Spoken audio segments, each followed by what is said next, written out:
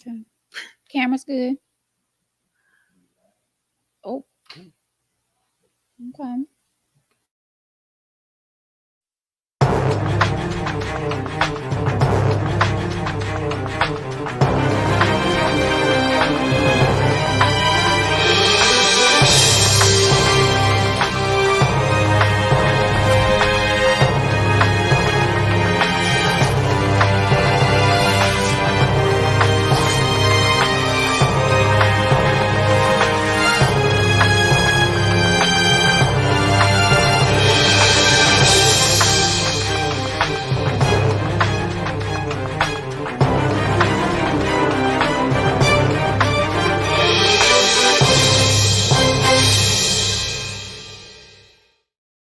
Welcome to Tangy Tea of Life, everybody. I am your host, Veronica. Let me give myself a bell. We have some important people sitting at the table tonight. Tangy Tea of Life is here where we talk about any and everything. And tonight, like I said, we have some special people at the table.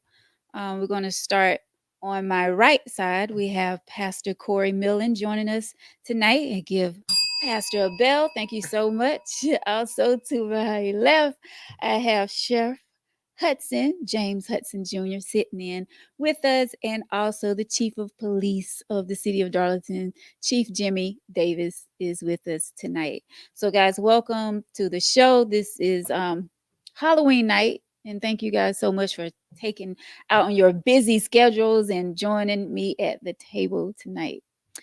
So, like I said, this is an important show tonight because there's so much going on in the city of Darlington.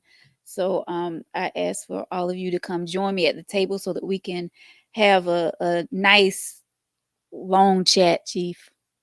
Long chat. Long chat. Long chat. So you guys know that you are so important here in Darlington, right? All three of you. Like really.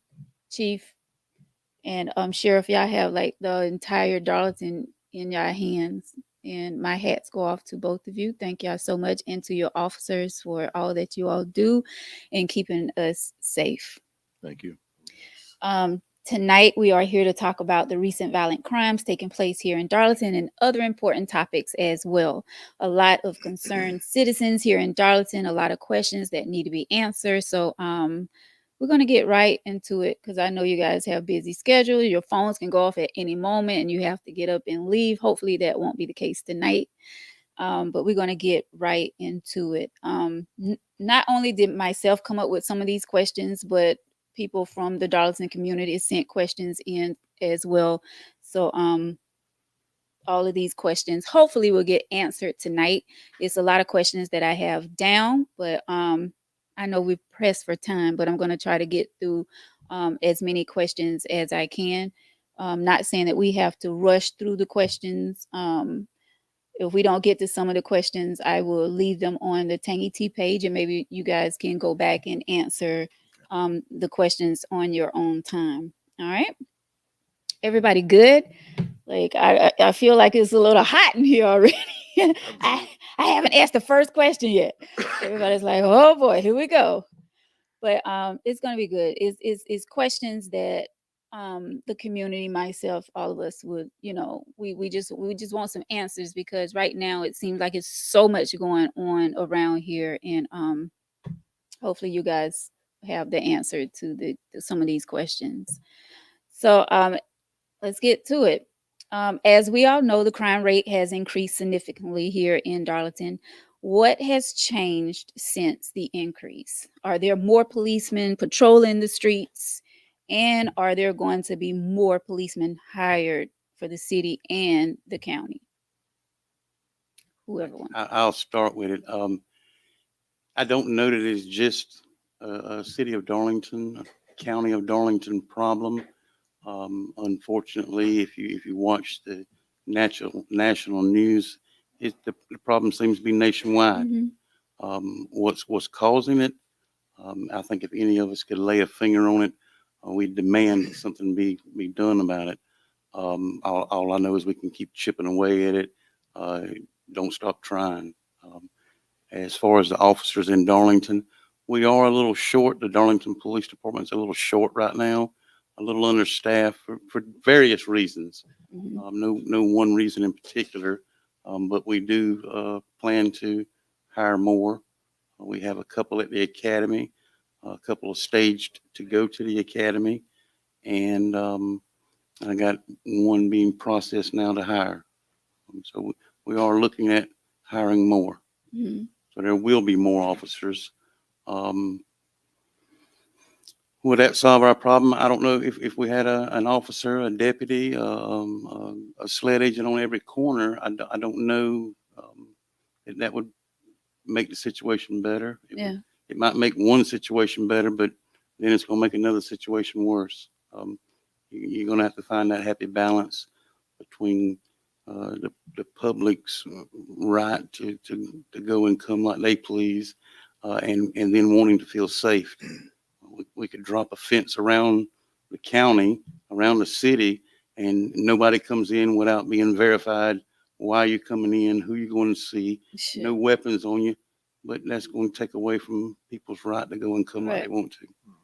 Mm. The short answer. Yeah. But I mean, that would make people feel safer if you know if you It would, had a police officer at every corner. I mean, but I know that's not but you but know that but couldn't happen. every time you left the house, you got a speeding ticket. Goes, you got a speeding ticket, speeding ticket, speeding ticket. Everywhere I go, they watching me, they staring at me, and Hmm. I wouldn't feel comfortable if every block there was somebody. Uh, Yeah. there goes Jimmy. He's headed to the grocery store again. Yeah. Um, Sheriff Hudson. Well, um, I see it as crime goes up and down. It's like a seasonal thing. There are times when crime is very low or stable, and you don't have much occurring. And then there's times when crime does spike, and you contribute it to a lot of different things. Socioeconomics, you can just the way the country is and the way people are. So we can't nail it down to just one thing why people are doing what they're doing, Hmm. but it has an effect on the entire community. But you know, as a law enforcement officer, I think the main thing the community need to know is it's not a law enforcement issue alone. Hmm. Law enforcement was originally started to keep the peace. That why law enforcement was started many moons ago, to keep the peace in communities and to have order in different communities. And as time went on, it became law enforcement do a whole lot of other things now. Hmm. You know, we're babysitters, we're counselors, we're mediators. We do all kinds of things that really is not in our job description, but we do it Hmm. anyway because we're public servants, and the public expect for us to do certain things, and whatever needs to be done, we try to go out there and do it. Um, since we've been in office, we've gotten a number of raises. We've never been really short on the law enforcement side, so I think we've been blessed in that area. So it's just trying to create an environment where people want to come to work, and then you have to get them to understand what their roles are. Everybody has a role, Hmm. even myself. So the chief of police has a role. So we have to understand what our roles are in order to accomplish the goals that needs to be accomplished on a daily basis. But overall picture, it takes so much of the ingredients to make this work, Right. and sometimes we fall short as a community, Hmm. as a people. We fall short. Um, and that's true because a lot of times, we do put a lot on the police, and it's not like you said, it's not just on the police. The community have, we as the community, we have to do our part as well. Um, you guys are human. You guys have families, just like we do, and we have to do our part as far as if we see something, say something. We just can't rely on the police to know every single thing that's going on in our neighborhoods. So we, as the community, we have to do our part as well. Um, So some people are saying that they can't see the podcast. I don't know why. Um, Harmon, some people are saying that is dark. Can you turn the lights up a little? Okay, and we're going to continue with the questions. Thank you all for joining us. I'm sorry I didn't say that, but thank you guys so much for joining us tonight. Once again, we are here with Pastor Corey Millen, Sheriff James Hudson Jr., and also Chief Jimmy Davis is sitting with us as well, and we're talking about things that's going on surrounding the city of Darlington. So we're gonna, and when I say the city of Darlington, of course, I'm talking about Darlington as a whole, which is including the county as well. So moving along to the next question, this is kind of like a two-part, three-part question, maybe. So we are hearing about deadly shootings more and more. What can be done to control the influx of guns that are coming into our neighborhoods? If you guys want to talk about that part first, and then I'll get into the second part, or do you all want me to read it all together? Well, let's address part by part. Okay. Um, I'm not a gun lover, but I do believe in the Second Amendment. And I believe every household needs to be armed with a weapon to protect his or her property and their family and their properties. I believe in that. It's not people with good intentions that are killing people. So changing gun laws don't work. It's the heart of the person and the mind of the person that's killing people. So until we figure out a way to address that, you can change any gun laws you want to change. Right. They're going to find a way to get guns. Right. You know, war on drugs, for instance. Mm-hmm. Prime example. Have we won that war yet? Mm-hmm. And we'll never will. So, changing gun laws to me, um, I don't think it's the solution to the problem. Mm-hmm. It may work in some states, but I don't think it's the solution to the problem. I think it's the heart of the man and the heart of the man or the woman. People are just different. And then when you look at your history, and I love history, when you go back through your history, uh, you know, this ain't the first time these type things had happened.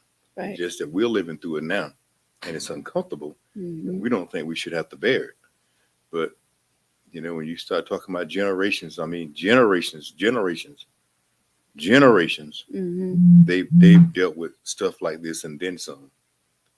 So we just got to be able to pray through it, and Right. hopefully we can get through it together. You want to? I can agree with it, with everything that the sheriff said. And it's not just one problem. I am a gun lover, and I too believe in the Second Amendment. But people, it's not the gun that's the problem. And if you make new laws, because we all know that the criminals obey the laws, the only people that won't have guns are the people obeying the laws. If we put taxes on weapons or taxes on ammunition to make it unaffordable, the only people that'll have them is, again, it's the criminals. And okay, this is the second part of the question. It says we all know getting access to firearms illegally has infected and caused a lot of harm to this community. Many believe that creating gun laws is the solution for this problem. Do you agree? If so, and you guys pretty much already answered it. If do you agree? If so, how would a new law affect the firearms traffic that have been sold throughout the community previously? Which you hear about the gun laws and all that, but I'm like, if you change the gun laws, how is that going to still take the guns off the street? The guns that's already here, that's in people's homes, in the cars illegally.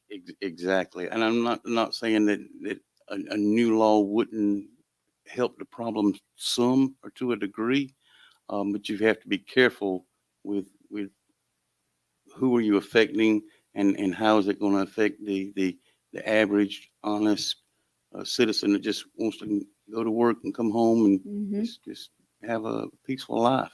Right.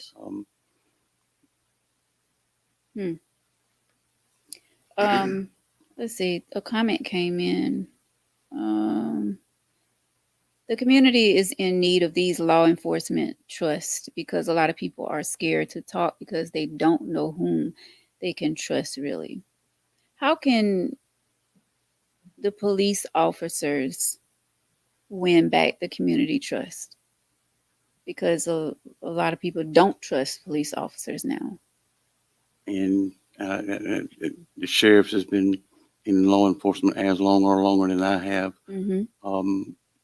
One of the things that was explained to me when I started was when they took officers off of the street and put them in cars, it put a wall between the officer and the community. Mm-hmm. Back in the day, officers walked the street, they talked to people. Mm-hmm. When I walk by your house, it may take me a minute to walk by your house, but if I drive by it, it only takes me a split second. Mm-hmm.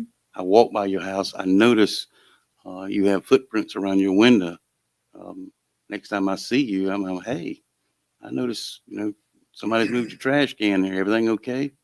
And it's things like that. How do we get that back? Mm-hmm.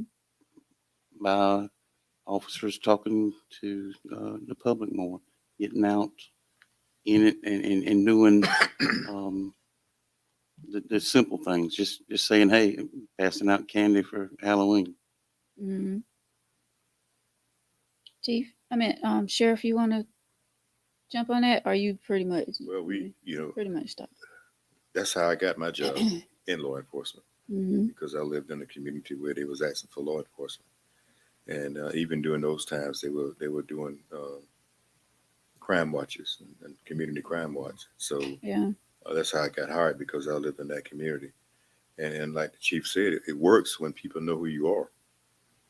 But what has changed over time is, um, when working for the sheriff, the first sheriff I worked for, if you didn't live in Darlington County, you couldn't get a job. Mm. That's the way it was. Mm-hmm. You couldn't get hired. Um, Up until 2007, maybe 2008, that's when you saw agencies hiring people that didn't live in the community. Now, municipalities were doing it all the time. So if I don't live in your community, Right. but I'm hired, I don't have an investment there. So I don't want to get to know Miss Sue, who lives down the street, who bakes the pies, Mm. or whose son's playing small fry. I'm not going to know who the oldest person is in the community, because unless I just take an interest in that, Mm-hmm. because I'm not vested in that community. So that's the problem that we have with trust. I don't think it's so much as trust. It's not. We don't know anybody anymore, and there's no communication. So when there's no communication, and you're not interested in getting to know anybody, Yeah. you can call it trust, but I think it's just people they don't they're not invested in each other. Yeah. And we have to invest in each other to make things work, and we're not doing that now. Right. Well, and I think it comes from a lot of people are afraid. Sometimes you can't say what you really want to say to others. You can't say what you want to say to a neighbor without them being offensive. It's a lot of things have changed. Right. I agree. Like there's certain things you can say to people without them getting upset. Little things can upset people. So a lot of people just stay to themselves now. But that's a cultural thing. That's I mean that changed with time. Yeah. So and more things are going to change with time. Yeah. There's nothing we can really do about that unless you are just an individual who want to make sure you know who live in your neighborhood, Mm-hmm. and you're a friendly type person, and you have a good spirit about yourself, and you just want to be friends with those who live in your community. Right. If you don't care about doing that, then it is what it is. Mm. You're gonna get what you get out of it, what you put in it. Mm-hmm. That's when I first started. That what I was told. You get out of this job what you put into it, Right. and don't ever lie to the public, because that's when you lose their trust. That's what my sergeant told me when I started. Yeah. That's the truth. Um, News and national media and events that happen in other states also affect us. Yes. We Yeah. are, and I think that affects us more than anything. People see an officer do something wrong, improper, or it's just misunderstood. no matter what it is, wrong, improper, or misunderstood. Mm-hmm. And he and I are the same way, or all of us. I mean, the whole team is the same way, and that's not the case. He's going to make a mistake. I make mistakes. Mm-hmm. We all do, but mistakes is something that we can work on and fix. Sometimes officers do things that's completely wrong, but Right. that doesn't mean that we all do Right. things wrong. And I believe that's some of the problem too. That Mm-hmm. and information goes out before you blink your eyes out. Yes. Now, Right. you say afraid. Are they afraid of helping solve some of the issues in their community? Are they afraid of talking to law enforcement to give information to help solve issues in the Mm-hmm. community? Is that what it is? You know, the no snitching thing. I can't stand it. Well, yeah. It's because it didn't happen to them. Yes. They're the victim. That They'll beg you to be the snitch. right. No snitching ain't just started. That's been around for some Oh generations. yeah. Yeah. Yeah. So, but again, we're just living in different times now. Mm-hmm. We didn't have social media 25 years ago. We didn't have social media. Right. Whatever happened just happened. If you didn't get on the phone and call somebody or Mm-hmm. it didn't make the news, you didn't know it. Right. But now, if you walk out this door and there's a shooting or some type of an assault, the media will have it before we can even sort out the details and figure out what's going on. Mm-hmm. And Right. in all honesty, sometimes the media will call me before my guys can figure out what's going on, Mhm. and we need to notify the chief. I have the media calling me. Yeah. Because it's already out there on social media. It's already out there. It's already made it to the media. Right. They're trying to confirm it, and when they call, I know something's coming. Mm-hmm. So those are the things, in my opinion, that's in our society now that we didn't have that make things different than what it used to be. Mm-hmm. You know, for us older people, we can relate to those things that, it's not what it used to be. Right. But we also are mature enough to understand that, these things are happening for a reason. Mm-hmm. And we just need to get more people involved. Now, one of the things I've done over my career, I've always said community, but I always try to get the pastors involved, because they play an important role as well. But it started at home too, though, Mm. because Yes. my perception of officers could be different from someone else's own. Right. And so, if I grew up in the home and it said officers are bad, my perception, it doesn't matter what happened. Doesn't matter how good a person or how bad a person is. I'm gonna think they're the same way because this is the way I was raised in the home. Right. So that has to me, that has to start changing first. Mm-hmm. If we can change that now, I'm more amped to my kids saying, you know what, something happened now. We're going to call the law enforcement versus things not. They're not doing anything about it. Yeah. But they got to start at home first in those set of four walls before it can do anything else. And the other type of change is going to start taking place. Right. Yeah. And I'm glad you spoke up, Corey, because I didn't want you to think that I wasn't. No, no, you good. The question now is coming to you, and then I come back to you guys. And I open that door for you. So the question for you, Pastor Corey, and forgive me if I say Corey, if I don't say Pastor in front of his name, Corey and I went to school together, so it's like, we on that level. Yes. But since the pandemic, a lot of people, young and old, have not returned back to church when they opened the doors back in the churches after the pandemic. A lot of people have lost faith in churches. We don't see a lot of young people in the church. Can our churches provide programs for young people and teenagers to try and keep them off the streets and away from gangs? They can. I'm working on something now with one of my teams, and it's called Be You. We're actually doing a youth work. It's going to be a workshop, but it's going to be catered to everyone. But we're going to start with one group first, Mm-hmm. and what it's going to do is going to touch the whole person, spiritually, physically, emotionally, financially. When you can do those sorts of things, create those sorts of things, now you can help solve some problems. Mm-hmm. But when the pandemic did come, when you talked about you giving out stimulus, it was getting checks for $900 a week. So Mm-hmm. Why work if I make $300 a week, $400 or $500 a week? If I can make $400 extra by sitting at home for a whole year, what was they was going to do? It's going to stop working. Now they say you can't go to church, but we took it the wrong way. They wasn't saying don't go to church. They were saying distance yourself. But when we don't get the right information, what it does is it keep them out of the house of God. And once they got out of the house of God and social media now is, hey, I can watch church on TV now.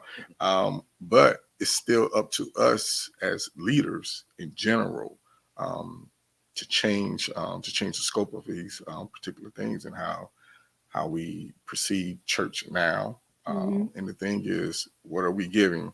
Are we going to give substance? Are we going to relate the word of God to what's going on today? Or are we just going to keep it basic? We're going to keep it the same old way. You can't. That's why I'd say each generation gets smarter, not wiser. But guess what? It gets wiser, but it says weaker, wise, weaker, because they're not in the house of God. So what they're lacking prayer. You're lacking now social skills because more people text now than anything. That's it. And so when we go out and me and my family go out, first thing we do is some things we do is like, hey, phone's in the middle. Yeah. Whoever picked that phone up, yeah, dinner is on you. Yeah. Dinner is on you. I don't care where we're at. Dinner is on you. Yeah. So if you don't want this $200, $300, $400 ticket, don't pick that phone up. And and they look at me and it's like, Dad, well, we know you're gonna you paying. And I'm like, no, I'm not. Yeah. But these are the things. So now we don't have social skills. So you take out the social skills. Now when something do happen on the streets, how then can we help? Because there's no more word of mouth. There's now only social media. If I don't have chief number, can I text chief? If I don't have sheriff number, can I text the sheriff? These types of things is going on now. And so now you can't get to know anyone now. But what ministries need to do is the house of God need to do is do things, create things for the community, do those sorts of things. And when you start creating those things, and they don't have to be in the church, it can be somewhere else. Right. What I'm doing is going to be at a few different restaurants. That's it. You just do something just to show them that you still care. Right. Sheriff helps me with the back to school bash. Do a back to school bash. And that's huge every year. And it continues to grow, but they continue to show up. Everyone continues to show up, but it's something that we do for the community. It's not for us. We don't get paid. I'm one of the, I don't know how many pastors does this, but I'm one of the only pastors that I don't get paid. I don't get paid a salary. No, I don't. I haven't taken a 1 penny in 13 years. Wow. I haven't taken 1 penny. I haven't had a pastor's anniversary in those amount of times because my goal is, look, what can I do to help the people? What can I do in there to grow them? I'm financially stable. So if I'm financially stable, it's my job to guess what? To get everyone in there financially stable. Yeah. 1 year we cranked up. It's like, you know what? My credit score is 700. I need everyone in the ministry, credit score need to be a 700. So I start with home first. Yeah. So now everyone in the house, I think their credit score is higher than mine now, but they're nipping 800 in the bud. But these are the things that we got to do, challenge them. Yeah. So what type of challenges are we doing? And then when you challenge these type things, when you challenge them, now they're game to do something now. I want the highest credit score. I want to lose the most weight. We do all of these challenges at the beginning of the year, and it goes on throughout the year. Yeah. Yeah. So those are some things that you can do. And that's going back to what you said as far as the phones. You remember when we used to call people and we didn't have like we picked the phone up and called people. We didn't I don't even know the number. Like we knew numbers by heart. Now it's like if you don't have your cell phone and you don't have a contact list, like, well, I can't call because I don't know their number. Like, I know about 5 numbers. I barely know my number. But that's just the change of the times. I mean, that's how it was back then. You had to have those top skills. Yes. To survive, you had to remember numbers, names, and now, You don't have to do that because they give you this. Right. And if you lose it, you're in the dark. Yeah. Yes. Completely, yeah. That's why I think that messes up the new generation, because they rely on technology so much. Technology has taken over. Mhm. And that's why you hear a lot of older people say, they need to bring back when families sat at the dinner table together and ate. Families did movie night together or bowling night together. That is so lacking. Like, that doesn't happen a lot with the younger generation. So it does start at home.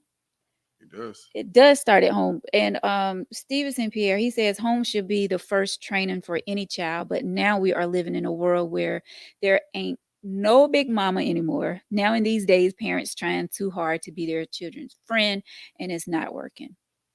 Yeah, you can't be your kid. My sons are, I have three sons, 30, 31, 20. You have a 31-year-old? Yes. Wow. 30, 31, 26, 24. Mm. Um, and I always told them, I remember one day it was like, "You're our best friend." I was like, "Oh no." I said, "I don't like y'all little ninjas like that." You know, I did not say that. But I told them, I was like, "No, I'm your father first all the time. I'm never your friend." Yeah. And so because if I treat my kids like my friend get upset with me, he or she is liable to say anything to me. Mm-hmm. Now, if my kids get upset with me, and they're young men now, if they get upset with me, they still not allowed to say anything they want to say to me. Right. Yeah, Yeah, and they not should, supposed. because it's Yeah. all about respect. But if I treat them like my homeboy, they're gonna treat me like their homeboy. Mm-hmm. I'm gonna get the same treatment that they get, and so now you lose all respect at home. And the problem is this: how if some things that our parents did, we have to keep that foundation. And what we want to do is we want to wipe away the foundation, and so now we don't have anything to stand on. If you wipe Mm-hmm. away the foundation of life, what do we have? Right. Nothing. Well, we can't. You know, talking about being friends with your kids. You can't do that. And Mm. I think a lot of things that we see in our society that goes on now is when our kids mess up, we try to cover too much for them. Mm. Yes. I believe every child, every person needs a second chance. I Mhm. truly believe that. Yes. But there's also got to be some accountability as what you do Yes. in life, because I love my child and Mm. I go above and beyond to try to help him as long as he's right. Mhm. Same Right. thing my dad told me. Yes. But when you start trying to make it right for him and you know it's wrong, then that's where it comes in at. Yes. Mm-hmm. Yeah, and I don't, because they get the wrong idea, Yes. especially in these times. They think, well, if you don't do it for me, you don't love me. You Right. my Mm-hmm. homies gonna take care of you in the street. Yeah. So that's when you see the things start to turn, because the homies telling them one thing in the street. Hmm. Man, yeah, they supposed to take care of that, man, for you. We'll take care of it for you. Mhm. So now you see that separation start to develop. Mm-hmm. So they ain't listening to mom and daddy no more. They listen to the homies in the street. Hmm. So a question came through. How do you know if drugs are being sold in your neighborhood? Do you look for more activities like car traffic, walking, or standing on the block? Hmm. Uh, I, all of it, All the above. All of it. all of the above. All the I above. mean, it could be drug traffic. It could be betting traffic. It could be lots of other things, and it could be something legitimate. Mm. Um, and it's not something if if anybody was to ride by here and see all the cars parked in the yard, what's going on here? I bet they're doing something other. Yeah, we are. Um, but in order to try to stop that, law enforcement needs to know what's going on. Um, where is it going on? Where is it happening? And because we're doing 20 other things, when is it happening the most? Mhm. And then we start building layers, if you will. We start mixing the ingredients to that cake. We put in a little bit of this ingredient and we wait, and then here's another, another ingredient Right. before we go raid the house. But those are signs of some type of activity, and most likely illegal. You can't just go raid the house because they got a lot of traffic. But Right. but it's something to let us know, and we may already know it. We working on it. It didn't happen overnight, and we can't fix it overnight. Mhm. So true. So, you want to say something else Well, to I mean, that? Sure. what he said is spot on. I mean, Yeah. but I think that's something that the public just don't get. And I know everybody want to get things cleaned up as fast as they can. Mm-hmm. And nobody wants to have those type issues in their community. But unfortunately, they are in about every community, and some are just more camouflaged than others. Right. Yes, very. Yeah. And it's just that as a law enforcement officer, the chief and I, we have certain laws and guidelines we have to abide by. Mm-hmm. And if we don't, um, I always tell my guys, study your constitutions, because if you start violating people's constitutional rights, Mm-hmm. you're gonna get sued. Mm-hmm. You're probably gonna get indicted. Mm-hmm. So we have to be knowledgeable of what we do Right. when we go out and say we're gonna make these arrests or try to clean up these neighborhoods, Mm-hmm. because it's so easy to get caught up in the moment and do something or say something, and then we on the news. So it says, this. Oh, wait a minute. Are there any programs in place to help the senior citizens population with this matter, the increase in crime? Are there any programs in place to make the seniors feel more secure? Are y'all riding by like senior homes or? To feel secure, I mean, we can, and don't take it the wrong way. I can hold your hand and tell you everything's okay, Yeah. but that don't mean that it is. That's right. As far as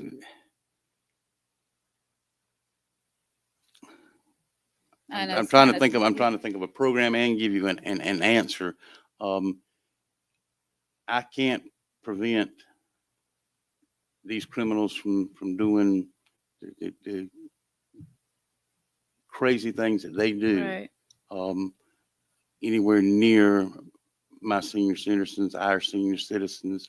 Um, if I could, crime in Darlington wouldn't exist. Mm-hmm.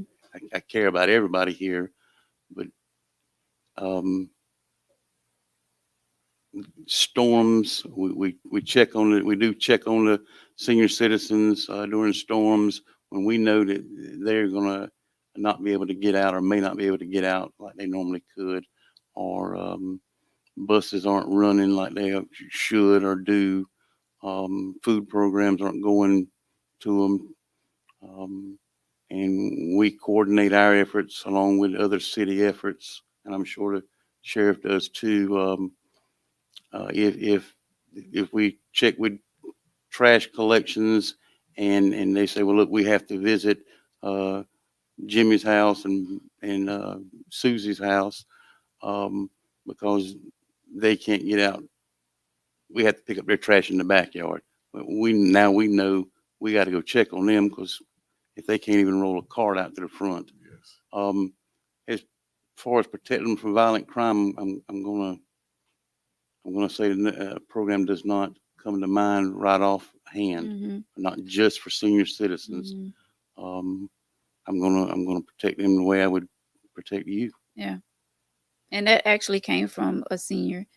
So, like I say, a lot of yeah, like a lot of these questions are coming from the citizens of Darlington. But So Crime Watch is a prime example of how that can help seniors, yeah. I didn't.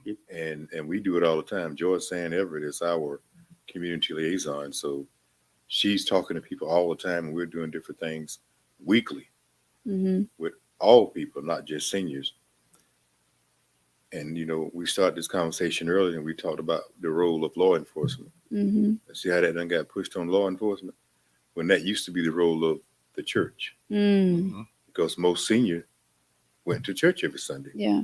So the church members and the pastor knew who Miss Betty was, Right. and they knew that she was sick, and the kids were home, and they knew that she needed her medicine. Mm-hmm. Law enforcement, unless we're there and communicating with somebody in that family, we wouldn't know that. Yeah. I mean, we just wouldn't know that unless we just knocking on the doors every day, stopping by. Yeah. We would. I mean, that's a prime example on how important the community engagement Yeah. is. They need to be engaged in. If you got 3 or 4 people that lives in a community and they're 95 or above, yeah, they need to be checked on. They really do. My Well, aunt is 95, and she calls me more than I call her.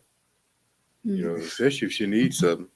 Yeah, I need you to do this, or you gonna be at this program.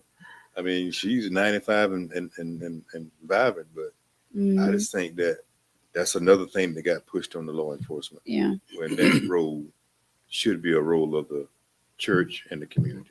And Well, you're right. well, yeah, and that was a question that was down too. Are the Okay. churches and police coming together to try to, to come up with a solution with all that's taking place? But if you don't go to church, Mm, it's another thing, because now they say we don't have to go. Now everyone have options whether they can go or not. I don't know about you all, but I didn't have an option growing up. yeah. I didn't either. I remember when I told my mother, I was like, you know what? I would go out and I would get in just enough time. And so so a few times I didn't go to church. She was like, all right, I got something for you next week. Mm-hmm. And so I did the same thing. She said, where your key at? She gave me the key to she took my key to the house and she took my key to the car. And she said, when I get back, then you can get your key to the car back and you can get the key to the house back. And she said, I'm going to take it every week and I'm going to take it until you do what you're supposed to do. We didn't have options, but now you have options to do those particular things. And so, but those who do come, guess what happens? They get checked on. Those who come, then guess what? If something goes wrong, the church is there. And I can say that I see sheriff a lot. I see the chief a lot, and then I see them in public places. And so, and the only way you're going to see them sometimes, guess what you have to do? It's not that they don't go to public places. We won't go to public places. Yeah.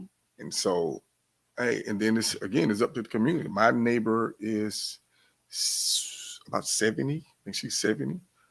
She went out of town to have surgery. And then we told her, we said, we'll watch your house until you get back. And so what happened is, we keep her grass. This is what 2 of the neighbors do. We keep her grass cut. We rotate the vehicles into our yard so it looks like someone is there. Someone's check her mail. This is what we do. Yeah. Well, I mean, that's what neighbors should be. That's what the community should be doing. Yeah. But half of the time, neighbors not talking. They're not speaking to one another. You have all this going on. Well, so if I ask my neighbor to check on me and I'm going out of town for a month, that's the fella that's breaking in my house. He knows I'm gone for a month. Right. You don't know who to trust. But so are you all coming together?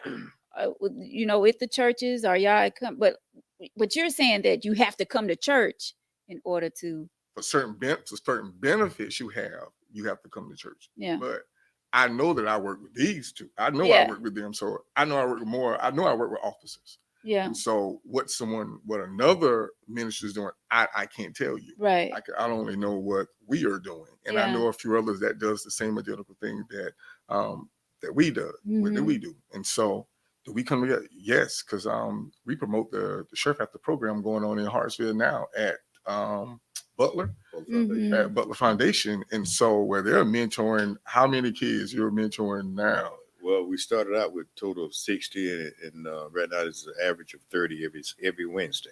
So from 5 to 7, Butler Heritage Foundation, South 6th Street, located in Hartsville, South Carolina. Okay.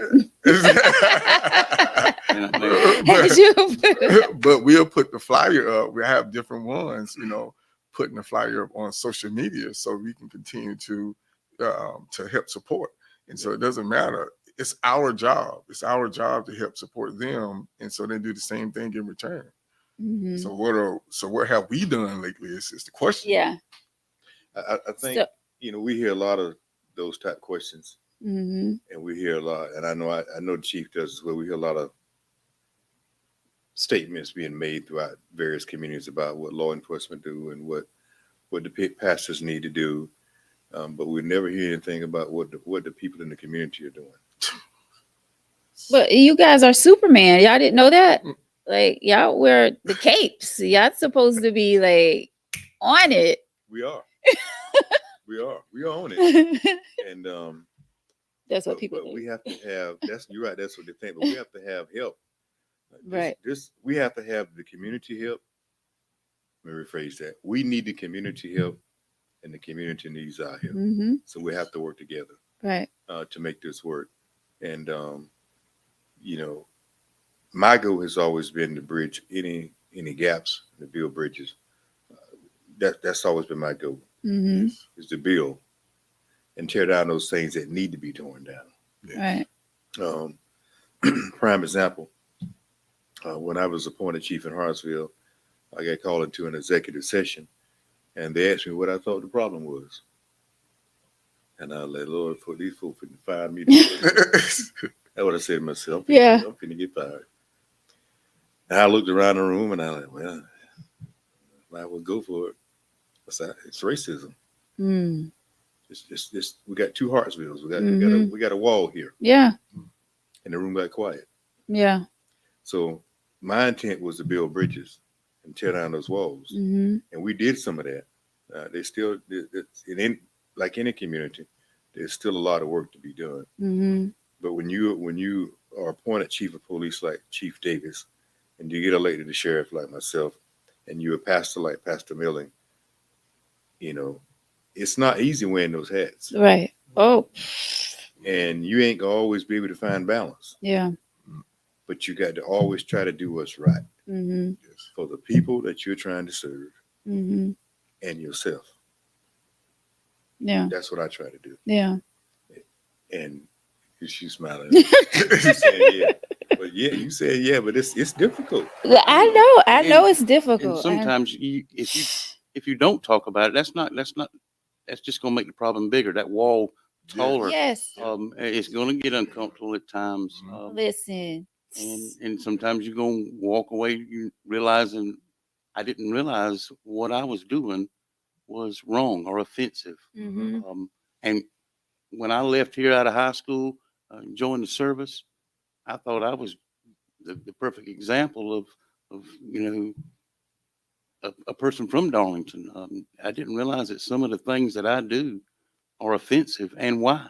Until I got into service, and that melting pot and that mixing pot, got you closer together. And there's somebody that you can't say that. Right. Well, I don't mean anything by it, but this is why you can't say it, and then you learn. But you learn a lot of uncomfortable situations, and you've got to at least talk about it. Yeah. You learn quick that sometimes you can't make certain statements and comments because it will offend people. Yeah. Yes. And as a public servant, as people work for the public like we do, it can really hurt you. I promise y'all I had that down. I had that down to talk about, but I was a little skeptical because I'm like, I don't know how they're gonna take it. But I mean, that is real talk. Like, there's a lot of division here, and I'm speaking of Darlington because I live here in Darlington. There's a lot of division here, and I'm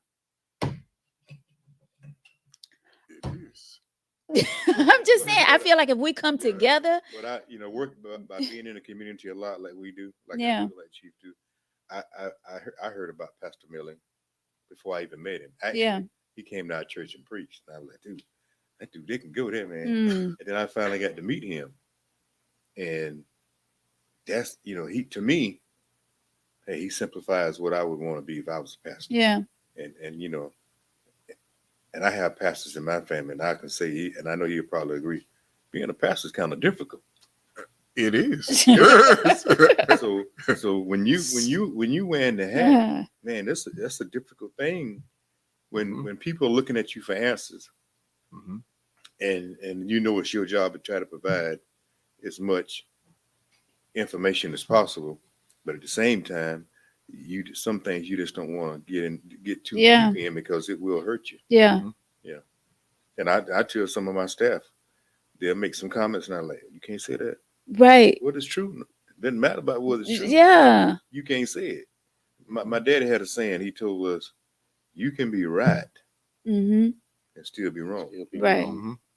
and you can be wrong and still be right. Mm-hmm. It just depends on where you standing at the time. Right. Mhm. So sometimes you just have to weigh your options and pick and choose your battles Yeah.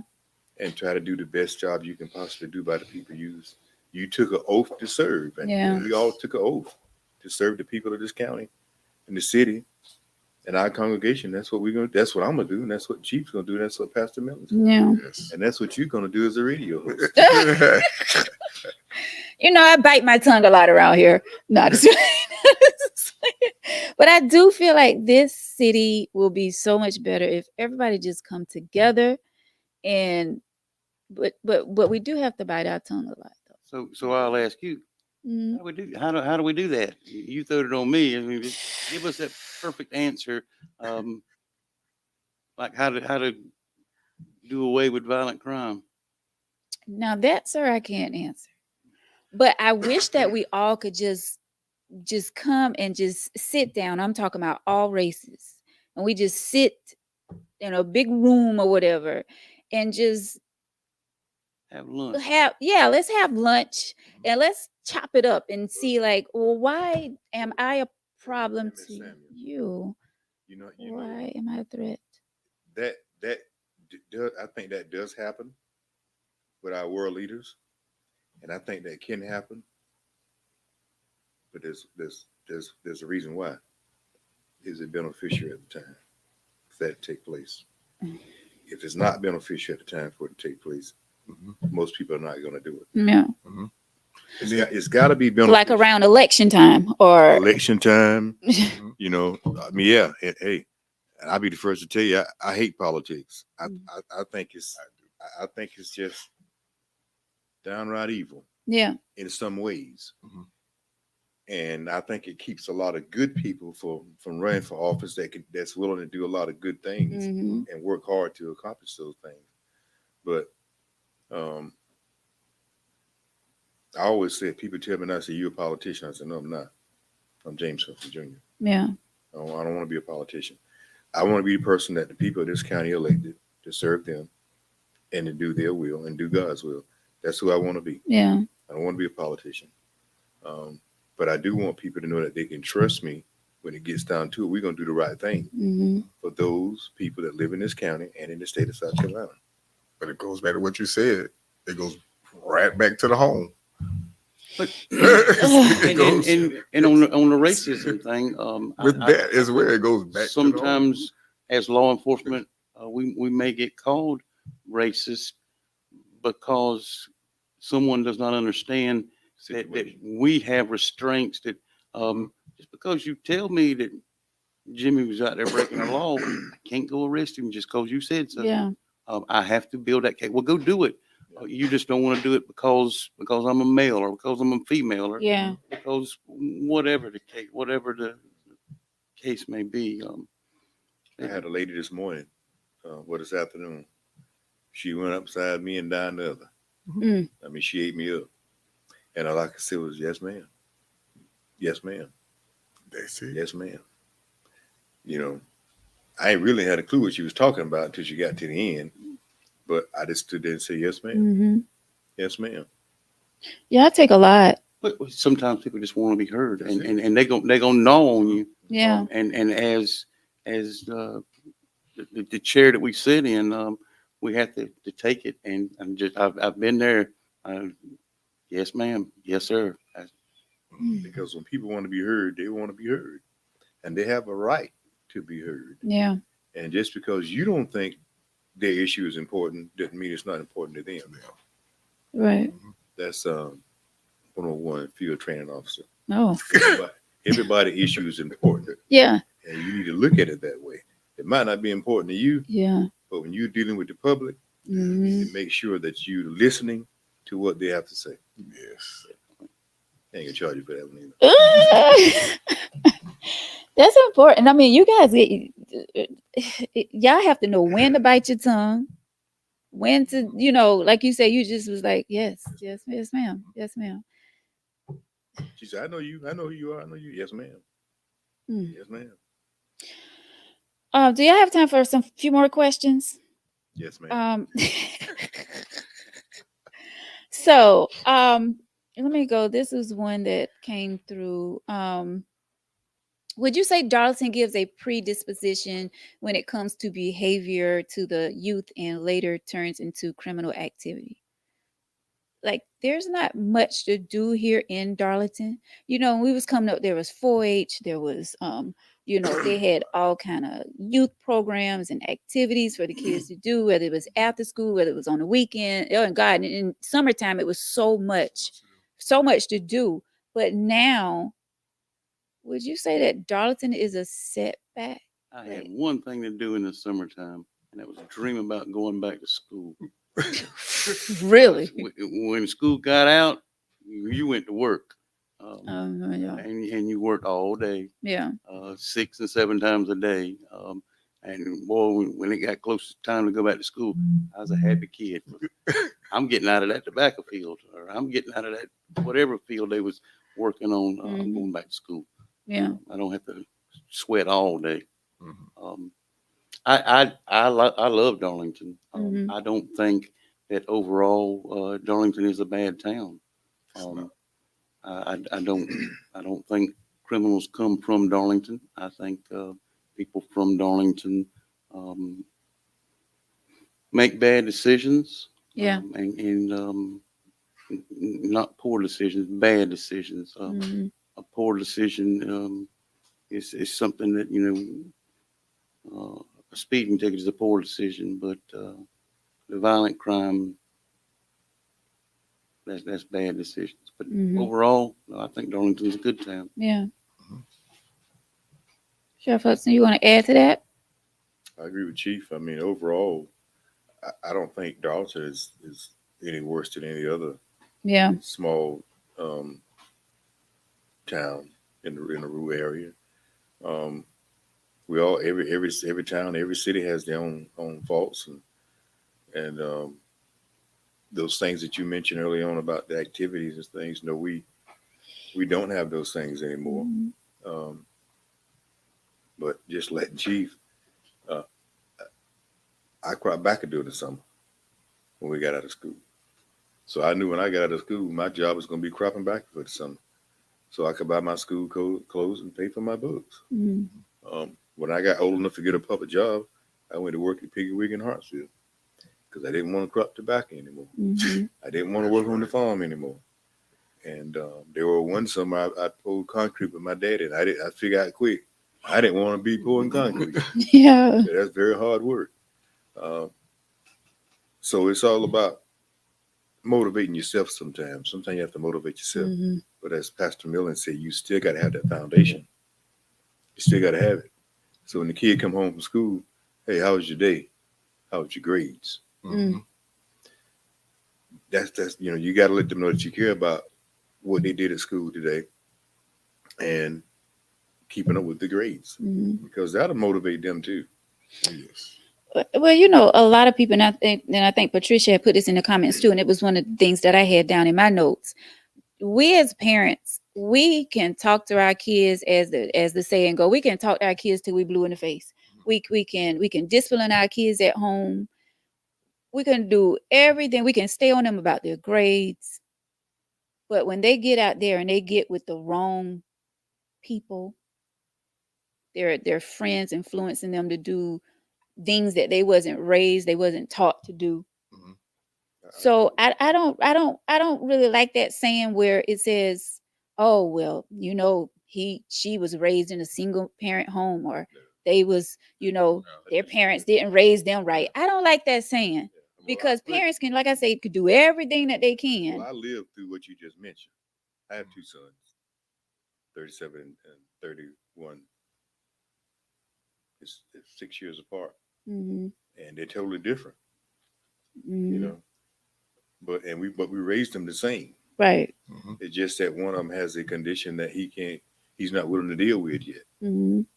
And until he learns how to deal with that, then he'll be all right.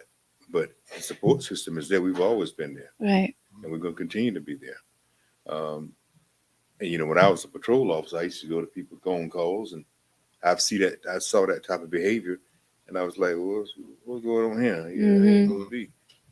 But then when my child was diagnosed with it, the light came on. Right. So that's when I started picking up the books, reading about it. Yeah. I started learning more about it. What's Mm-hmm. this condition? Mhm. What's Mm-hmm. all this about? And it's unfortunate that when a person is diagnosed with mental health issues, they're going to act different. They're not going to act like you want them to act. Right. Mhm.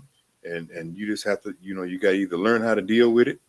You, you got to learn how to deal with it because it's there. And years ago, people pushed it away. You can't Mm-hmm. push it away anymore. No. When you look at all of your mass shootings across the country, not Darlington County, across the country, Mm-hmm. when it hit CNN and Fox News, what's one of the first things they start talking about? Well, they pulled his records and they got his school records and they saw this and they saw that, and this person has mental health issues, and this person was bullied, and this person had this going on. Mm-hmm. It was there all the time. Mm-hmm. It just was never addressed. You never did anything about it. Now you since you brought that up, let me talk about this for a second because I heard when you start getting in trouble, and say you start getting in trouble in first grade, I did. and you get written up, that record stays with you all the way from first grade all the way through your adult. To get the correct answer to that, you would have to go to the school board. Yeah. It's my understanding that school records are only going to be retained from your high school years. Mhm. Now, maybe grades or attendance is recorded for elementary and middle school, but stuff like that is just high school. And there may be some schools in our country that do that, Mm-hmm. but it would take a court order to unseal those records Mhm. or a search warrant. Because they were saying that's how you can start, um like say if someone have behavior problems in starting in first, third, whatever grade, they're saying that's how they start counting the what do you call it, the jail system, or But you know what? am I This saying that right? this is what I think. Okay. We need to first try to find out what triggered that child to do what that child does. Mm-hmm. Okay. There's triggers. Everyone is triggered by something. And so whatever that something is that triggered you, that's the thing that caused you to make the poor decision or the bad decision. Okay, whether there's a young child or older child. I remember getting kicked out of high school. Okay, Mm-hmm. I kicked out of high school in the 12th, and I was a senior when I got kicked out of high school. But I got kicked out of high school. My father died. No one ever came to me and said how is this affecting me when my father died. So my father dies. Um, uh, it was real close, and so then with us being really close, it affected me and my brother that's right behind me the most. He ended up being in Job Corps. I ended up getting kicked out. These sorts of things took place, but no one came to us Yeah. and asked us, um, how, what is this doing to us? How is this affecting us? And it just took certain family members came and they just started fathering us. But if it never would have happened, neither one of us would have changed. We still would be doing the same identical thing today. Yeah. But we're not doing it because of the people that, like you said, the support system. Yeah. And I'm thinking, and forgive me if I interrupted Good. you. No. Your family helped you get back on what we call a straight and narrow. Mm. One did. Okay. Mm. One did. One. He said, "Hey, you finna ride in this truck with me." Yeah. And so yes, and I stopped playing football. I started playing football. I was playing football. Yes, that I go into tobacco field. I was going to tobacco field in the morning, leave the tobacco field in the morning, go straight to football practice.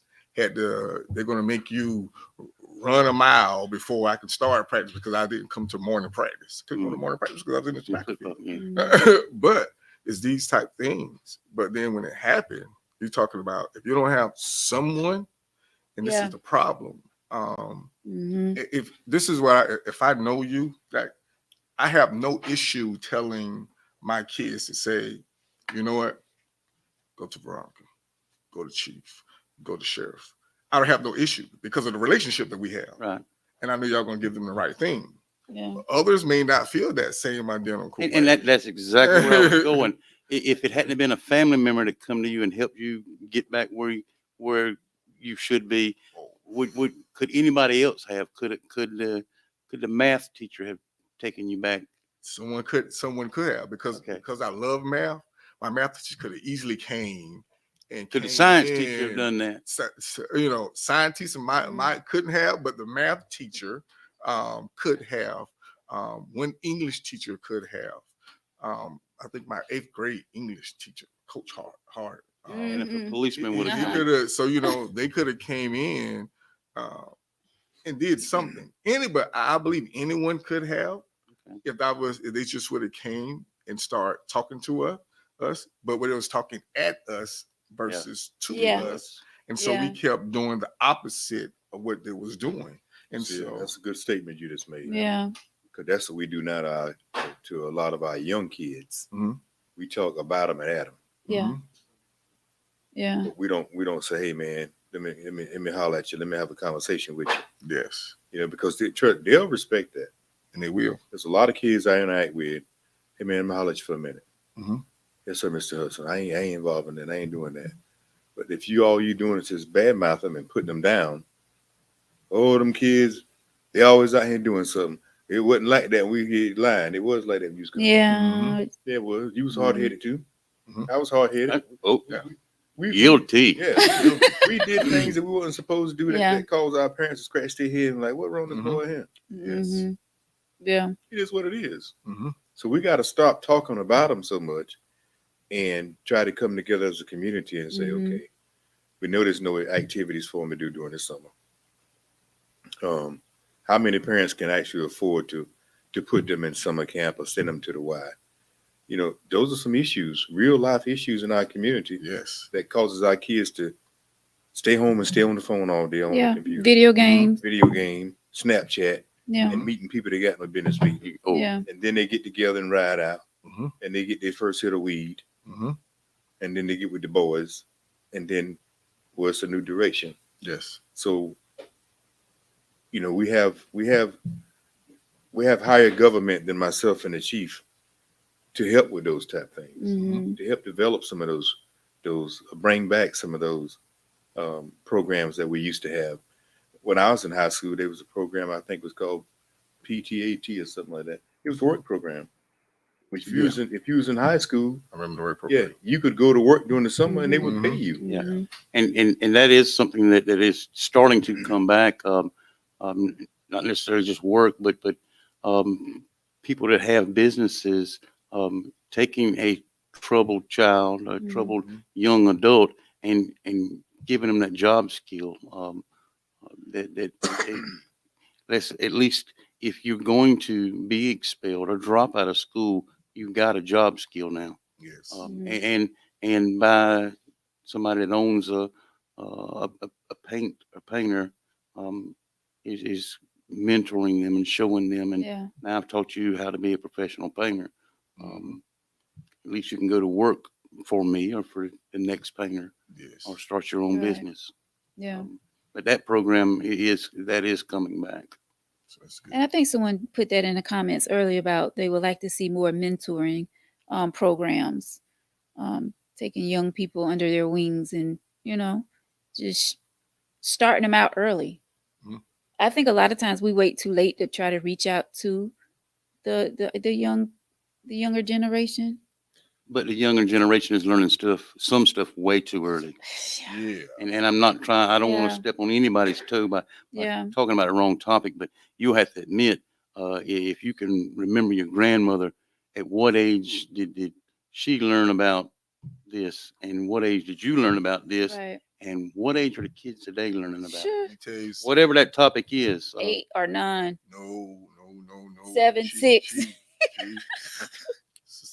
Somebody's still living in the dark. So my sister has a daycare. Okay, has a daycare in. Oh yeah. It starts at 3. Yeah. I heard it at 3 years old. Gave me a whole I was like, little girl. And, They tell and me unfortunately, um, my granddaughter can open that iPad Mm-hmm. or whatever the little thing is, that she can get on her and watch Bluey or whoever it is, Mhm. and I can operate it just like that. And in another year, they're gonna be on the World Wide Web. Yeah. Yeah.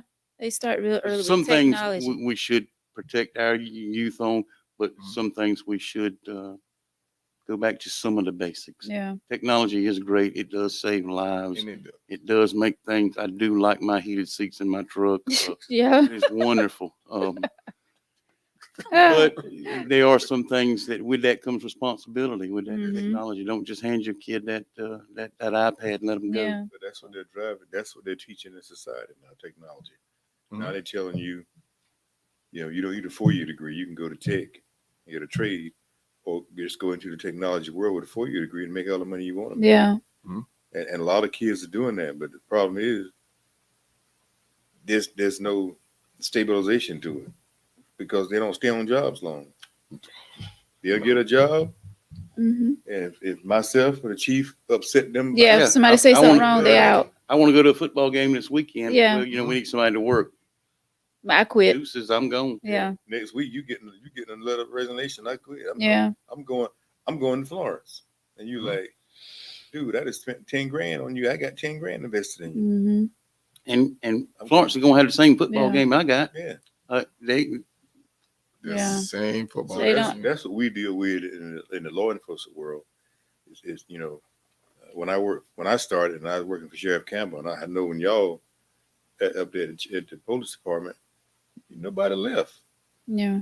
and we definitely didn't make no money, but you didn't leave your job. Hmm. It was, to me, it was a good environment to work in. Mhm. I enjoyed working there. But man, when I got promoted to corporal, I thought I did something. Mm. You know, boy, I'm a supervisor now.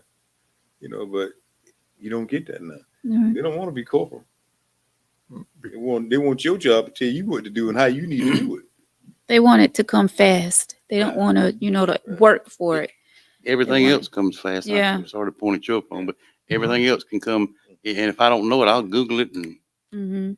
and know it in a minute. And that's it. So now you're taking away from those sorts of things. Now you have more jobs available out here now than ever. Never. But we can't say there's no jobs available. Oh, there's job. You can Yeah. Google it now, and they'll tell you how many. So over 1,000 jobs that are available now Mhm. in Florence and Darlington counties. It's about 2,000 or better. Okay, so if it's about 2,000 jobs available, that's 2,000 plus people that can have a job if they Yeah. want a job, but they choose not to have a job. They choose not to get a job because they wanted the easy way. The And easy then if way. I'm a parent and I'm gonna give my kid what they want, then guess what? My child didn't get a car until they got out of high school. Mhm. Period. I didn't care how they. You're supposed to have good grades. Why? You don't have a job. I didn't let them get a job until That they is got your out of job. high school. Yeah. Yeah, As it's a your job. child, school is your job. Yes. I didn't let mine Yeah. get a job until they did the thing during the summer. But when you got out of school, sure, you can get a job. Other than that, you weren't getting anything. Yeah. And that's just it. And could I afford to get them a car? Sure, I worked for a dealership. I could have got them a car anytime I wanted to. But guess what though? No, when you graduate, that's your gift when you graduate. Yeah. And it wasn't going to be what you wanted either. No. My oldest son had a 93, you think a Blazer. Yeah. Middle son had a Volkswagen. Yeah. Nothing fancy. No, I'm talking about a Like Volkswagen a- Bug. Yeah. A baby boy, he got lucky. That's all it was. But these are the things. You give them something, they take care of it. Then guess what? When they buy their own, you know what they're going to do? They take care of They're it. going to take care of it. Right. But we strip them away from that when we're doing everything for them. Yeah. Don't teach them values. Yeah. There's no value. There's no. Yes. Yeah. There's no. Accountability, Man, yeah, I had to value. work for Mhm. this, so I'm gonna take care of it. Mhm. My granddaddy gave me this car and gave me money, and I've always been taken care of, so I'm always have it. No, you're not, No, you're not. because granddaddy gonna leave one day, Right. Yeah. and then you're gonna be stuck. Mhm. And then how you gonna survive? Because you have no skills. You don't want to work because you're lazy, Mm-hmm. and you think that you just gonna go and things just gonna come natural. It's not. Right. And then what skills that we're giving them? And and I know I talk about mines, but I talk about, but it's other youth that I done work with. I put Tony Robbins in their hand. Awaken the Giant Within. Okay, I need something every other week. I need something on this. And so when they bring me something on it, then they get a reward. But what are we giving them that's giving them substance though? So when I put Tony Robbins in their hand, when I put Zig Ziglar in their hand, when I put these guys in their hands, that's gonna show them something else. That's going to it's going to dig deep, make them dig deep, going to make them think. And now they do have the programs where you can identify those with mental health. We took the class, and the chef took the class together. And so we know they have those classes and they're doing for free. You don't need but 10 people. That's it. And they will come there and do it for free and they will give you lunch. And so you only need 10 people. Mhm. So the question is, will 10 people come together to take the class to help better the next generation? Yeah. Because it's us. It's our job to help the next generation. Right. It's our job to do that. But if I'm not doing anything, how then can I be a plus to the next generation? I can't. Right. So a few more questions and then we can get out of here. But I know some people that sent these questions in, they're gonna be like, "You didn't read my question." So how do you know if drugs? Or we already said that one. If you know someone has committed a crime, who do you tell? If you have, wait a minute. Oh, I missed it. Wait. If you know someone has committed a crime, who do you tell? If you have cameras on your phone or house, is it safe to report it that way? Yes. Yes. Yes. Mhm. If a crime has been committed in your presence, and if you have knowledge of it, as a citizen, you really have a responsibility and obligation to do that, to report that crime, Mhm. and you don't have to reveal who you are. Yeah. You can do it anonymously. You don't have to tell people who you are. You can call a hotline, or if you know Chief Davis, and Mm-hmm. y'all got a good relationship, call him. He's not going to reveal who you are.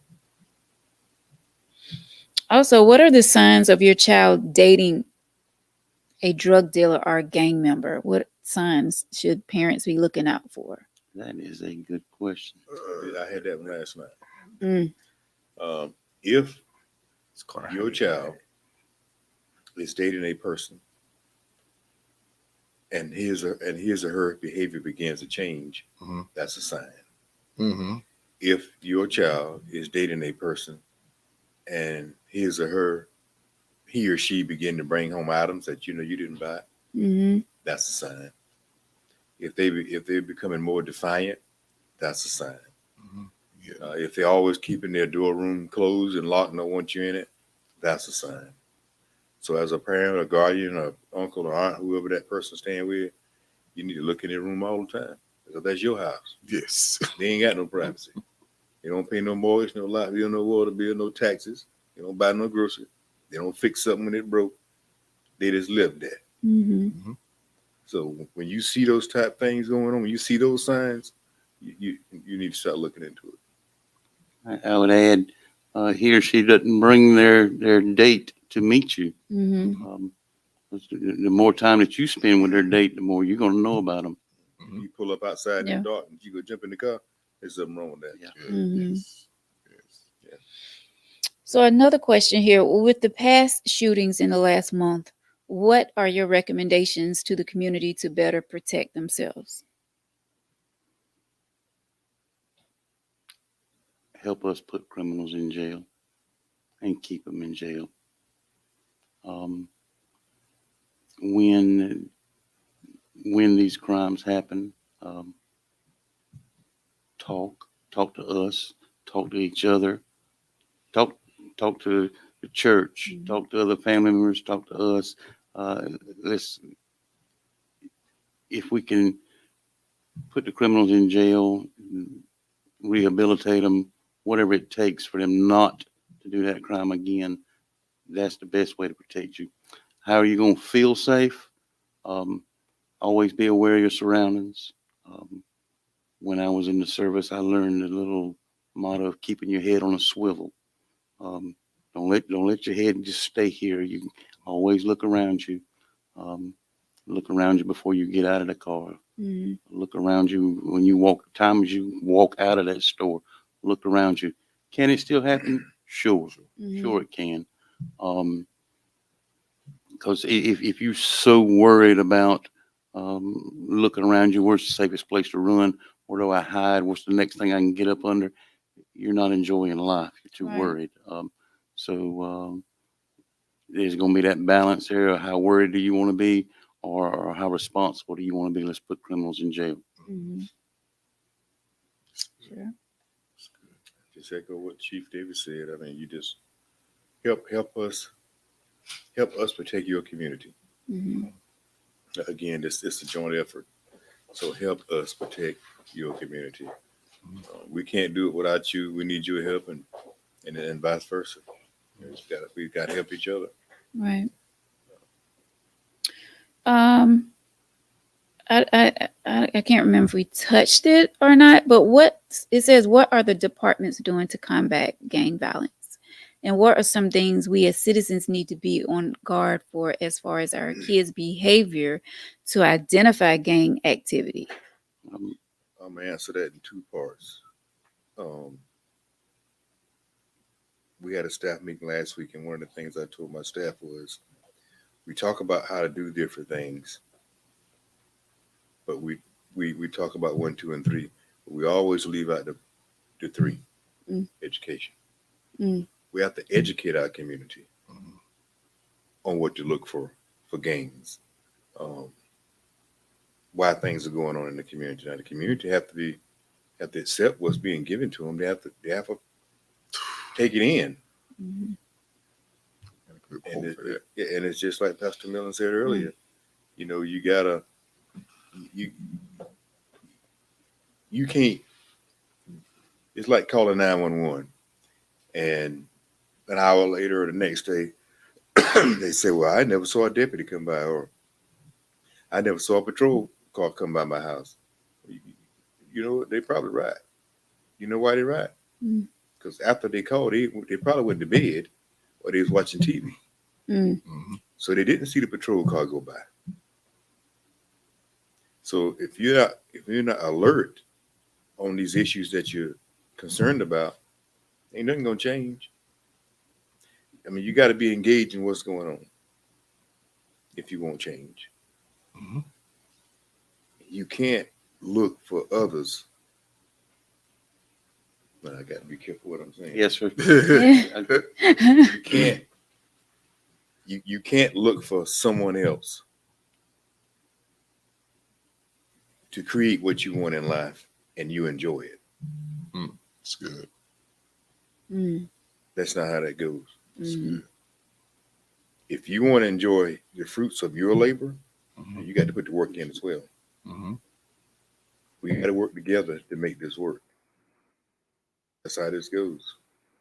Invest it up, stand it up, fold it up. But at the end of the day, it's all the same. If we ain't working together, we're working against each other. Mm. And that's the problem that we have in our society. Mm. Until there's a big tragedy, and then everybody want to hold up a candle and we want to pray. Mhm. So we more reactive than Right. proactive. Mm. Is what it is. I heard this quote. Someone said this quote, and and it's true because it's like the question that you asked. There's a lot of resources out there, but when we come to the resources, the quote is this: it said, "We're resource rich but recognition poor." Mm. So all the resources in the world you can bring Yes. to us, Mm-hmm. but it's up to me to whether I'm going to use the resources and the information that you Mm-hmm. have given. Will I come to the meeting that you hold that you held? If I don't come to the meeting, I won't even get the information. And Will I apply? If I do come to the meetings, will I even apply it to my life? Because if I don't apply it, then it's still resources there. The poor decisions that I make, resources. Um, I said the resources wasn't good, but it's me. It's not the resources. It's me. So a lot of time we have to look at ourselves and what we're doing. What am I applying to my life? What am I applying to my family life or friends? But we try to put everybody in the same group. We can't do that. We can't put everybody in the same group. Mm. If I need to have fun, I know who to call. If I need financial advice, I know who to call. It's not the person that I have fun with, because that person would not help me with my finances. You know, if I have an emotional issue, I'm not going to call the financial person or the comedian. Why? Because they're not going to be good in that area. And so, but what we do is we try to go to the same person for everything, and that's not the way we should do things. But should we have contacts to all of those? We should. So I have to know if there's an issue. Every chance I get, you know it. My kids are with me. What do I say? I talk to the sheriff. Sheriff try to talk to him, getting on the force. I do this every time, you know. But these are the things that we should be doing, though. But we put all of our eggs in one basket. So if they say don't do it financially, why are we doing it emotionally? Why are we doing it in all the other areas? Why are we doing these particular things? Yeah. As far as the signs, it was, what are some things we as citizens need to be on guard for as far as kids' behavior to identify gang violence? Kids' behavior to identify gang violence. Gang activity. Gang activity is definitely out there. I believe that one way to prevent the youth from getting into gangs is be there for that youth more than that gang is. Why do I want to join Jimmy's group when my group at home is better? My group at home shows me the love, shows me the attention I need. Might not be able to afford the new car, might not be able to afford the fancy shoes, but the love and the attention is at home instead of getting the love and attention from that group. Because that group, they're going to tell you they love you and they're going to show you attention, but they're trying to better themselves. Where the family's trying to better you, not trying to better themselves. Put some investment in your youth. Well, that's the truth. A lot of time we let the youth be grown before they're grown, and that's when they end up with the groups that are taking them in as family, and you know, they're doing all this crazy stuff together that they think is, you know, fun, and you know, and the groups and the gang groups are showing them the attention that the family's not. Right. Well, once again, the police cannot do it themselves. It takes the community and everyone to do their part. We know this, but we still suspect the police to be superheroes. So once again, we appreciate you all and your officers. But I did have this question, because you all have families that y'all hope to go to every night after, you know, your shift is over or whatever. But what do you all say to your officers, the ones that work the streets daily? Do you all gather them together and have like words of encouragement before they hit the street? Like, what do y'all do? Not nearly enough. I try to speak to mine every chance I get, walking down the hall, coming in the door. When they come in the office, my office, when they come in the front door, side door, my office is right there. So I try to speak to each and every one of them every chance I get. We have what we call feeds every so often at the office. They bring their families and everything like that. I just told one yesterday, he's got a newborn, and I told him, I said, listen, slow yourself down. You got a new child. You want to go home to your family. Yeah. Don't try to be no hero out here. Mm-hmm. You know, those are the type of things I try to tell the younger guys. You know, when I was young, when I came into it, yeah, I'd jump out the car and I'd chase them down too. Mm-hmm. Man, it felt good. Ross got to go down to the ground, but now you still got it in you. He ran that away. He's wearing a great shirt, I think. Bravo too. If you go down there, if you hurry, you catch him. Um, I tell my guys that them going home is the most important thing to me. Um, that their family should be the most important thing to them, and getting home, not just physically, but emotionally too. Um, Unfortunately, I've had to call on the men and women in my department to push themselves and stretch themselves and take away from their families Mhm. for too long now. And I can see it taxing on them emotionally. And I tell them, you've got to look out after number one. You've got to look out for number one, and you should be number one, Mhm. because if you take care of you, then you can take care of your family, and Yes. then you can take care of the community, or Mhm. help take care of the community. Yeah. I shouldn't say take care of it, because it's all of us. Yes. This job is you enjoy it. I enjoy it, but it is hard emotionally, um, because a lot of these guys are away from their families a lot. They spend more time at their office or in that car than they do home. Yeah, Yeah. That's a lot. when that hurricane's rolling in, they're not headed to the house. They headed uptown, or they headed their own patrols. When the storm is coming, we're in the briefing room. We're at the EOC getting briefed on the storm, and they're getting ready to come out. Mm. So when everybody else is home with their families, they're away from their families. So that's I guess that's one of the things that really aches me about it, when we get criticized so much about stuff that the people don't have all the facts about. You don't know what we go through on a daily basis to do Yeah. this job. Now, no, we didn't. Nobody forced us to take it. We do it because we want to do it. We enjoy it. We love it. But you don't know what we go through on a daily basis to get this job done. You get up at 6 in the morning and you get dressed and you come out like we still here now. Don't look at it. Yeah. I glanced at it a while ago and went, At 6 in the morning, I got to be up because I got a 7:30 meeting. Yeah. And then after that, I got another meeting. So my day is full already. My Right. week is full already. Mhm. So, but that's part of what we do as leaders to keep bridging gaps and bringing things together. Mhm. We try to communicate and talk to people. Let them know we are there for them. And you can trust us. Yeah. You can trust the pastors. You Right. can trust the police chief.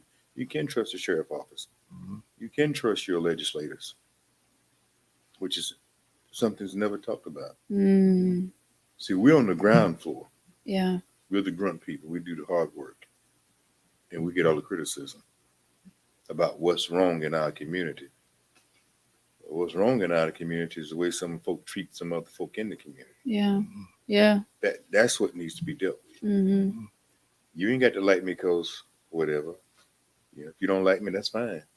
But as a law enforcement officer, as a public servant, I still got to treat you right. Yeah. That's right. Still got to do it. Mm. That's my job. That's what I get paid to do. Wow. Mhm. Chief, you want to add to that before we close out? and that is saying it all. It is a tough job. We go to we meet people on their worst days. Nobody calls us and say, "Hey, look, we just got married. We want to invite you over for some cake and some punch. Mm. We just had a child come over and grab a cigar, and let's talk about great times."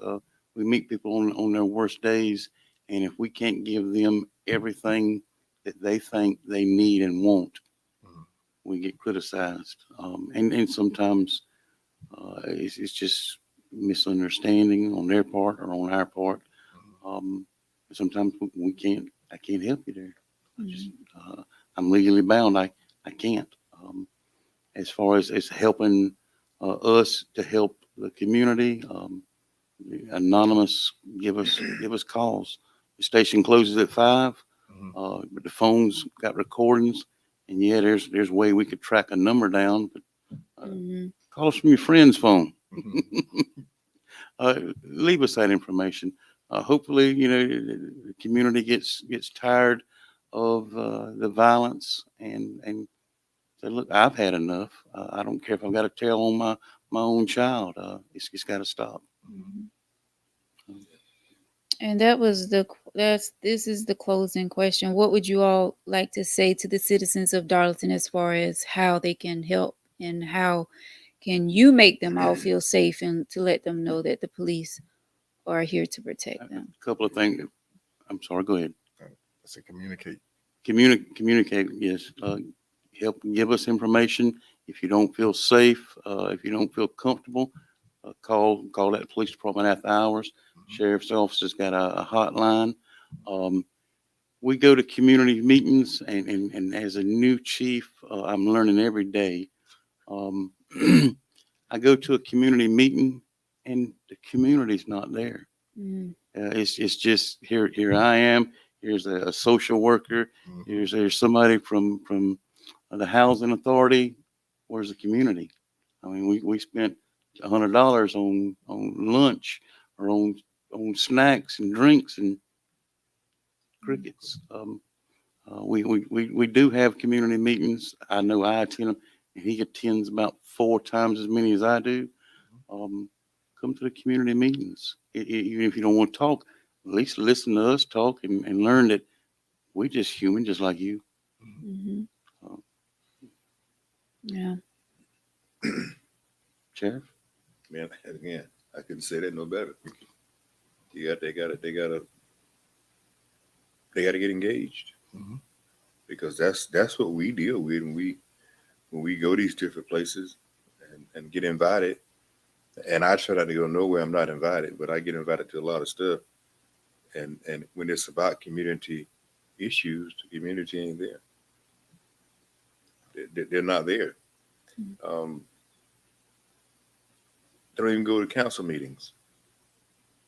So if there's a new ordinance passed in the city of Darlington, and all of a sudden you affected by it, Mm, but you ain't went. right. You don't know about the ordinance because you didn't go. Yeah. You're a taxpayer. You need to go. Mhm. But now the club and there's a big rapper coming. What that fella named BJ Lloyd, whoever that is. DJ Trust Villa. me, the club gonna be packed at 12:30, 1 o'clock in the morning. And Yeah. that's when they're gonna start coming, and they'll stay until 4 or 5. Yeah. But they're not gonna come Hmm. to council meetings, community meetings, community functions, things where there's information to be passed on to benefit us all. Mhm. They won't show. Know your council member.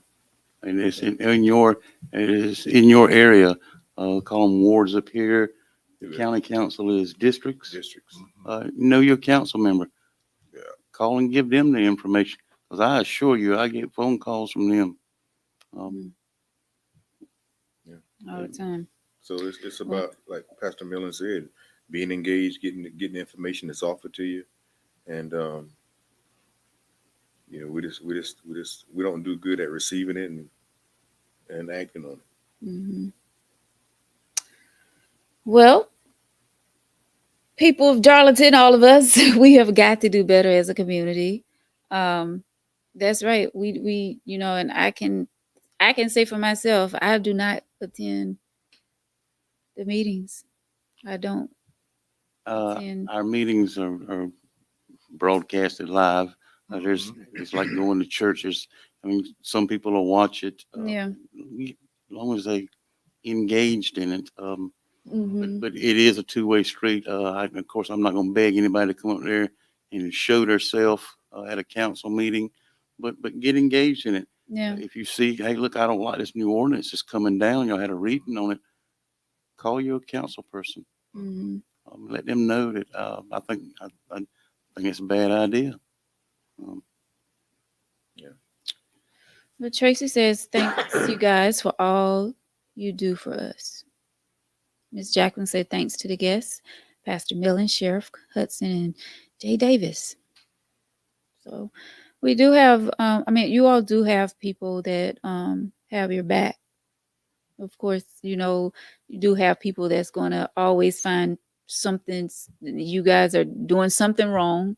You're not doing your jobs. You're not doing, but like you said, a lot of us don't know what you all go through on a daily basis. We're looking from the outside in, you know, but we appreciate you and all of your hard work, and Pastor Mill and you as well, all that you're doing in the community. We appreciate you as well. And thank y'all for taking y'all time out and sitting at the table, Tangy Tea of Life. We appreciate you. And anything else y'all want to leave us with? I know you have an event. Did you say you're working on I am working on two things. I'm working on at the moment. I'm working on the BU. It's a workshop that I'm starting. Like I said, me and the group are starting. It is to engage with all ages, but we're just going to start with the youth, where we're going to mentor them, find those that actually needs help, and we really want to engage with those first, and then go to in those stages. Then we have a Pain to Power conference that we do every single year. It hits all areas. We try to hit every area. We bring nutritionists in, bring a lot of people in just to talk about different things so that we can help the whole person. There's no need of doing something. It's not going to help the whole person. And so if you need something dealing with the marriage, it'll be dealing with the marriage. It's something that's dealing with, just like what we're doing now, a crime watch. It'll be the crime. It'll be all of those particular things. And that'll be on what, November the 17th and the 18th. Okay. So we'll do those particular things. And then on that 18th, it's just strictly for the kids, all youth, all ages. And we're just going to go all out for them. And do as much as possible for them as possible, and whatever they need. We have counselors on that particular day, actually that can help the kids, or just talk to them, listen to them, and see what they need to do, or what they need to share with the parents in order to better help the youth. So we have those things going on. And where is this going to be located? That'll be located at the church on 90 Public Square, Purpose to Live Ministry. But then when we do when I start with the youth, that the first one will actually be probably the first week in December. That'll be it'll be at Chianti's. Okay. Chianti's, I really don't know the address. Yes, I Chianti's look Wings and and it Things. Yeah, looks Chianti's Wings and Things. Chianti's, but Yeah, Yeah, Chianti's Wings and Things. yeah, Okay. it's on But campus. you'll have that posted on your I have it Facebook, posted, on your yes. social media. Okay. Mhm. So it'll be posted. And the name of the church again? Purpose to Live Ministry. Purpose to Live Ministry, 90 Public Square, Darlington. Square, yes. Sheriff Hudson, Chief Davis. I guess everyone can follow the social media pages. The City of Darlington Police Department, also the Darlington County Sheriff's Department, on things that you all have going on in the community, as well. Yes. So, any last things y'all? Any? I got a Taste of Christmas this Thursday. Yeah. Raising money to help us in the fire department raise money for children at Christmas time. Don't ask me what the tickets cost. I know it's $10. Okay. At Thursday afternoon, Thursday evening. At the fire department. Yeah. Church of God. Okay. Church of God. First Main. South Main and Broad. Okay. Sheriff Hudson. We're in our 5th week of our leadership class with youth from 10 to 13 years of age. We've been having a good time. Next class is tomorrow at 5. Starts at 5, ends at 7 at Butler Heritage in Hartsville. And then I forgot about the Taste of Christmas, so we'll be there Thursday night as well. And then a lot going on. we have open house at the sheriff office November 21st, which means all citizens of Darlington County is welcome to come and eat and fellowship. We used to do it years back with Sheriff Campbell, and that's one of the things I vowed that I was going to bring back. So we've been doing it since we've been back in office. Okay. And then in December we'll have the toy drive. It'll be our 3rd annual. So we got a lot of things going on, a lot of different events. So we stay busy, but all our busy is not bad busy. A lot of our stuff is just community driven Mm-hmm. stuff that we're engaged in, and we just keep it moving. Yeah. Well, once again, I thank all of you for joining me tonight. I appreciate you, Pastor Corey Millen. Thank you so much, Sheriff James Hudson Jr., and also Chief Jimmy Davis of the Darlington City Police Department. Thank y'all so much for joining us. Everyone, thank you out there for watching and leaving your comments. We'll be going back through and trying to answer comments that we didn't get to, questions that I had that I didn't get to. Apologize about that. But when we start talking and things start, the conversations start flowing, things can go left. But thank y'all so much for watching. We appreciate it. Everybody is saying that this was very informative. Mr. Sammy said you guys had a lot of great info tonight. So thank you all for being here tonight. And to the citizens of Darlington, we have got to do our part. And we just can't rely on the police officers and the pastors. We have to do our part as well. So once again, thank you all so much for joining me tonight. Tangy Tea of Life. I will see y'all back here Tuesday at 8 o'clock. Have a great night, everyone. Thank you so much.